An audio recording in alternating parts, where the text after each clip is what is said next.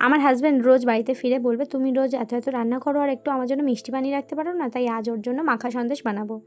প্রথমেই গ্যাসের ফ্লেমে 1 লিটার দুধ আমি জাল বসিয়ে দিয়েছি। দুধটা ফুটে উঠলে ওর মধ্যে ভিনিগার দিয়ে দুধের ছানাটা কাটিয়ে নেব। 1 লিটার দুধে আমার 5 থেকে 6 চামচ মতো ভিনিগার লেগেছে। দুধ থেকে ছানাটা কেটে গেছে। এবার একটা পরিষ্কার কাপড়ের মধ্যে দিয়ে আমি ছানাটা ছেঁকে নেব। এবার পরিষ্কার ঠান্ডা জল দিয়ে ছানাটা 2 থেকে 3 বার ধুয়ে পরিষ্কার করে নেবো, যাতে ছানার মধ্যে টক ভাবটা কেটে যায়। ছানা থেকে জলটা আমি ঝরিয়ে নিয়েছি। এবার ছানাটা হাতের সাহায্যে খুব ভালোভাবে মেখে নরম করে নেবো। এবার আমি ননস্টিক প্যানের মধ্যে হাফ বাটি দুধ দিয়েছি। দুধটা একটু ফুটে উঠলে ওর মধ্যে ছানাটা দিয়ে দেবো, সাথে হাফ বাটি মতো চিনি দিয়ে দেবো। মাখা সন্দেশ খুব বেশি মিষ্টি হয় না, তাই চিনির পরিমাণটা তোমাদের মতো দিও। তারপর এর মধ্যে শুকনো দুধ দিয়ে দেবো 2 চামচ। পাউডার মিল্কটা সম্পূর্ণ অপশনাল, এটা দিলে টেস্ট বাড়ে তাই দিয়েছি। তারপর 2টো এলাচ থেতো করে দিয়ে দিয়েছি। খুব ভালোভাবে নাড়াচাড়া করে শুকনো হয়ে আসলে একটা কড়ির বাটির মধ্যে আমি ঢেলে ঠান্ডা করে নেব। তারপর কেটে পরিবেশন করব। ভিডিওটি ভালো লাগলে লাইক করে দিও, নতুন বন্ধুরা চ্যানেলটি সাবস্ক্রাইব করে দিও। অসাধারণ